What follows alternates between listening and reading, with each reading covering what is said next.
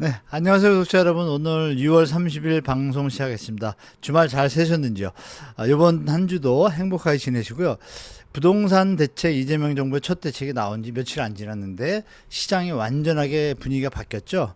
워낙 내용이 강력했습니다. 강력했고, 그리고 시청해 주신 여러분들이 아시겠지만 이 내용이 그냥 뭐 느낌으로 아실 수 있을 거예요. 그래서 시장이 일반 무주택자 청년들 신혼부부들 다 좋아하시고 또 유주택자시만 자녀분들 성인분들 다 그래도 반겼을 겁니다. 다만 이제 뭐 갭투기를 하시거나 영끌 하시거나 또 부동산 쪽에 시장 친화적인 양반들은 불만이 많겠죠. 그렇지만 이 대책에 대해서 자산 관리 잘 하셔야 됩니다, 여러분들도. 자, 그러면 추가 대책이 어떤 게 나올지 우리가 준비해야겠죠. 추가 대책이 과연 언제쯤 나올지 아니면 또 어떤 내용이 나올지 우리가 좀 예측하는 것도 필요할 것 같습니다.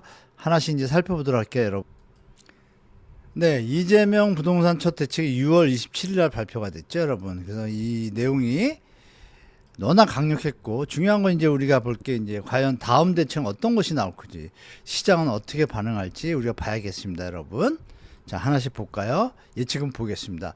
일단 좀 정리를 해보자면, 복습을 해보자면, 갭투기는 원천 차단됐습니다, 이제.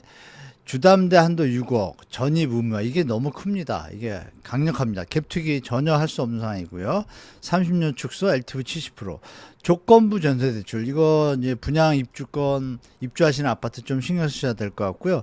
이 부분은 거꾸로 조건부 전세대출이 금지가 됐다는 얘기는 전세 가격 상승에 대해서 좀 제어 효과가 저는 분명히 있다고 보고 있습니다. 그래서 중요한 거 여러분들이 좀 하나 챙겨두실 게 뭐냐면 처분 조건부 1주택자는요. 주택담보대출 실행일로부터 6개월 내 주택을 처분해야 돼요. 위반 시에는 대출금은 당연히 회수가 되고요. 3년 동안 대출이 안 됩니다. 이거 너무 중요하죠. 그래서 조심하셔야 되고 시장 정상화 환경이 이제 시작됐다라고 저는 보고 있습니다. 자, 그리고 이제 우리가 하나 이제 미리 미뤄볼 수 있는 게 뭐가 있냐면요. 이 제가 사무처장이 발표했다 그랬잖아요. 특이하게. 그 내용도 제가 이제 파악을 다 했습니다. 이건 따로 하나 영상 올려드릴게요. 기재부 1차관님에 대해서 주목하시면 좋을 것 같아요. 자, 지금은 금융당국 관계기관 금융권이 비상한 각오로 가계부채를 선제적으로 관리할 시기인 만큼 전 금융권이 총량 목표 감축, 자율관리 조치 확대 시행, 주담대 여신한도 제한, 철저히 하고 신속하게 추진할 것 이렇게 강조했습니다. 그리고 또 추가로 필요시 이게 이제 앞으로 내용인데요. 필요시에 규제지역 LTV 추가 강화 이게 이제 어떻게 나올지 보겠다는 얘기고 DSR 적용 대상 확대 이게 중요합니다. 전세 대출 이게 이제 시행되면 전세 가격은 정말 하방 압력으로 갑니다. 사실 경제적으로 여러 가지 면을 볼 때 이게 좀 충격이 너무 클 수도 있는데 또 주택 가격이 펌핑이 되거나 이걸 가지고 또 아시는 바와 같이 기레기님들도 펌핑하고 이런 것들 나오면 나을 것 같습니다. 제가 볼 때 주담대 위험 가중치도 또 조정하겠다 합니다. 그래서 중요한 부분입니다. 이 내용이 미래를 예측할 수 있다. 그렇다면 이거는 이제 금융위원회 입장인 거예요. 정부에서 또 어떤 대책이 나올지 우리가 예측을 해봐야겠죠. 이번엔 다르다. 계속 유지해야 한다. 이런 말 나오죠. 자, 볼까요? 일단 정리해보면은 연봉 2억이던 분이 예전에는 11억 4천까지 받았어요. 그러니까 뭐 15억, 20억짜리 그냥 들어가는 거죠. 전세 끼고 갭 투자가 가능했어요. 그러나 이제는 6억이에요. 그러면 거의 안 된다고 봐야겠죠. 1억인 분들은 6억 9,800, 7천. 보통 이제 기존 대출 통상 연봉의 6배 수준입니다. 6배 수준인데 여기 6억 9,800 조금 많죠. 이것도 6억 줍니다. 대출액이. 연봉이 6천, 5천인 분들은 변동 없습니다. 이거 체크하시고. 그래서 결론은 이 전세 끼고 갭 투자를 원천 차단한다. 이렇게 보시면 되겠죠. 그래서 시장이 제가 볼 때 앞으로는 이 쉽게 안 밀 것 같다. 제가 생각을 그렇습니다. 자, 우리가 이제 추가 대책이 어떤 게 나올지 우리가 예측해 볼 수가 있겠죠. 공급, 세제, 거래, 대출 정책 이렇게 있잖아요. 그럼 여기서 우리가 예측할 수 있는 것들은 3기 신도시가 딱 떠오를 겁니다. 그렇죠? 3기 신도시부터 또 추가적인 게 있겠죠. 3기 신도시하고 나머지 공공택지가 또 있어요. 공공택지가 수도권에 계신 분들은 아시겠지만 합하면 한 35만 원 물량이 바로 들어갈 수 있습니다. 바로라기보다는 35만 원 너무 많으니까요. 한 2, 3년에 나눠서 차근차근히 해도 물량이 꽤 나올 것 같아요. 그리고 유휴지에 대한 그 전 정부에서 전전 정부죠.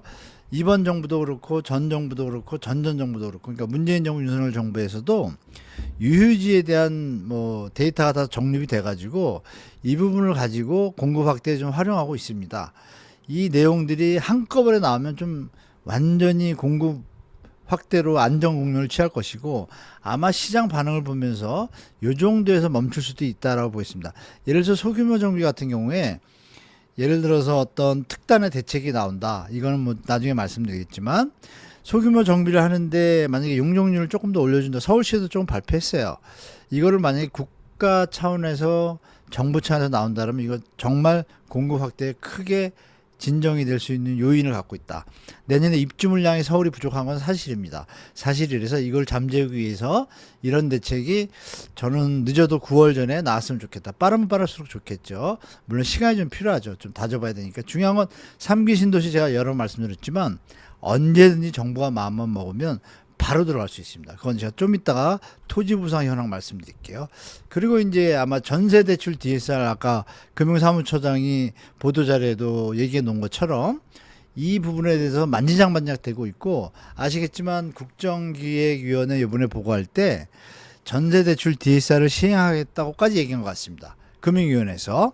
그런데 이거는 요번에 대출 규제 정책이 워낙 강력하니까 조금은 놔둔 것 같습니다. 한숨. 그러나 전세 가격이 좀 움직인다 싶으면 바로 나올 것 같습니다. 그리고 이미 7월 21일부터는 대출 보증 한도도 축소가 돼요. 그러면 20일 남았는데 그 분위기 때문에 아마 7월에서 7월 한 15일 이 정도 되는데 만기되는 분들은 좀 소유주하고 임차인분들하고 약간 대화를 좀 잘 하셔서 마무리했으면 좋겠습니다.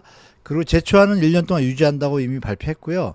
보유세하고 양도세에 대해서 제가 볼 때는 세금으로 집값을 잡겠다는 얘기를 안 했는데 양도세는 건드릴 것 같지 않아요. 그러면 제가 볼 때 1, 2년 정도 지나서 대한민국의 세금 구조를 볼 때 보유세가 아마 올릴 가능성이 높습니다. 이건 여야 이미 합의한 내용이고 세미나에도 많이 나왔어요. 그래서 다주택자나 이주택자분들은 좀 준비를 하셔야 돼요.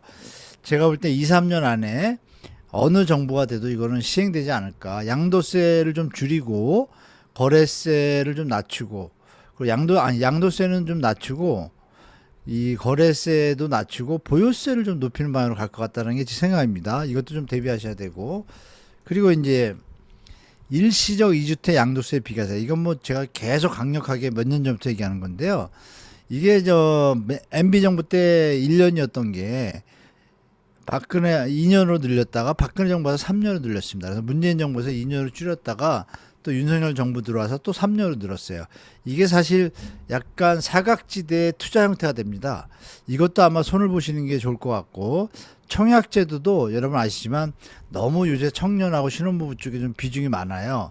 이런 부분도 좀 조정을 해서 사각지대에 있는 4050 그리고 추첨제도 소득 제한에 걸려가지고 사실 세금 빼고 이러면 별 많이 저거 한데 이런 부분도 일부 서울의 일부 지역에 대해서는 소득 제한도 추첨제로 어느 정도 분량 한 10% 15%좀 늘려줘서 사각지대를 좀 막아주는 것도 좋지 않나 이렇게 말씀드리겠습니다.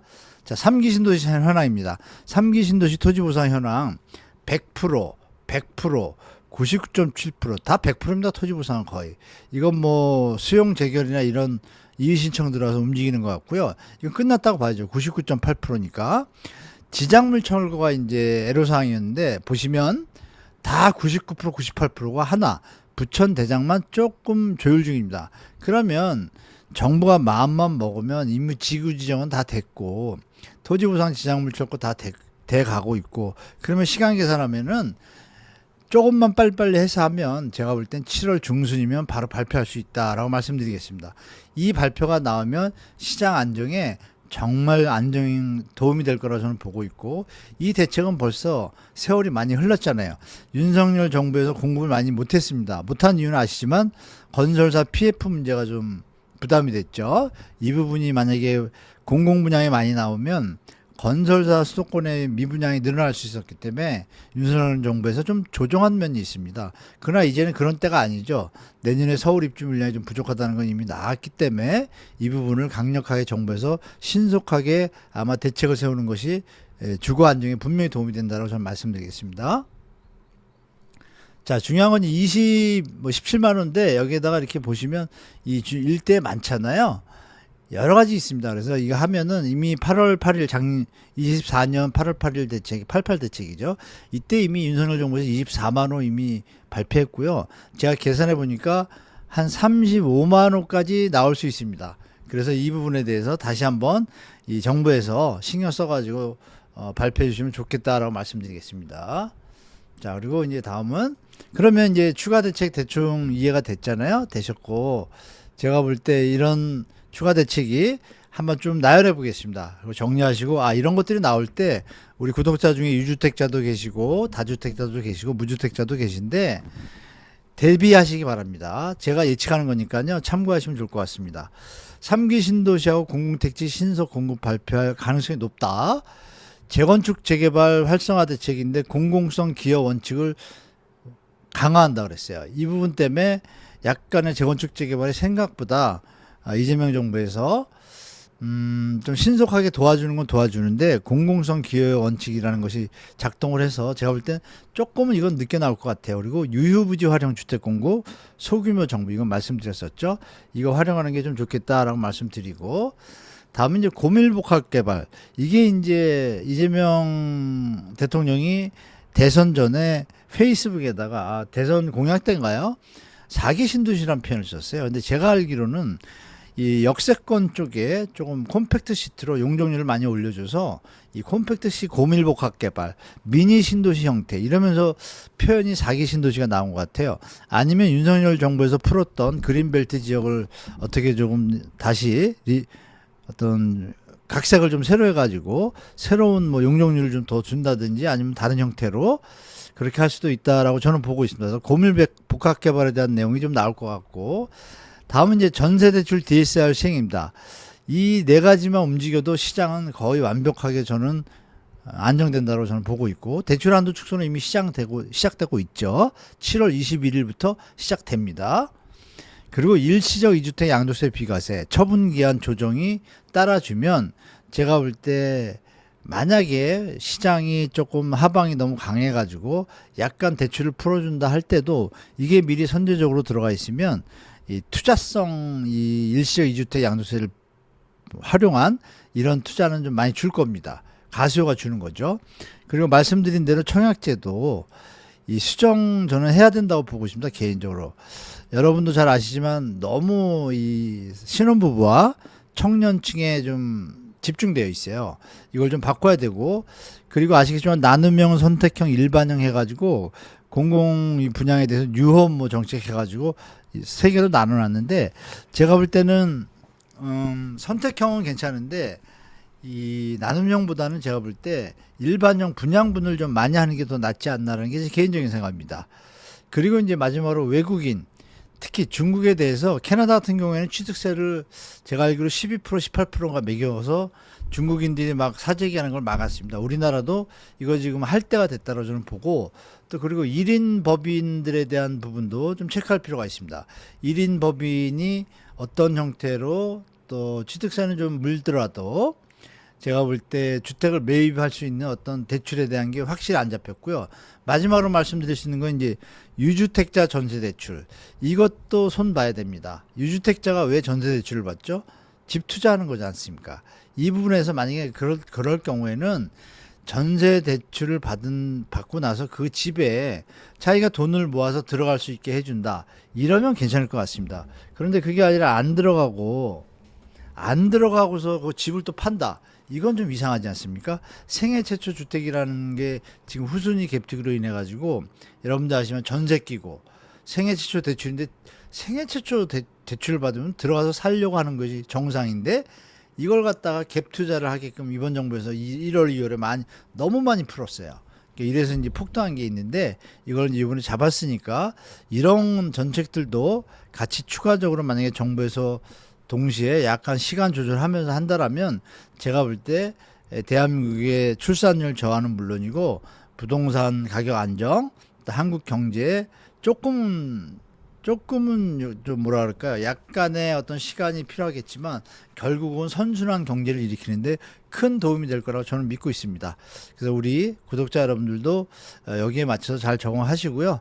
자, 그래서 하여간 이번 이 대책은 이런 정도로 추가 대책들을 좀 나열해 봤고 좀 더 연구해서 나올 수 있는 것들 제가 다음 시간에 또 올리도록 하겠습니다.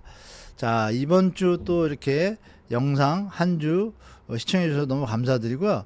이 다음 주 이 중간에 제가 아까 기재부 1차관 뭐 말씀드렸잖아요. 이게 참 재밌는 스토리가 있습니다. 그 이재명 정부에서 뭐 발표했다 안 했다 대통령실에서 뭐 손 안 댔다 그랬는데 제가 그걸 완전히 알았습니다.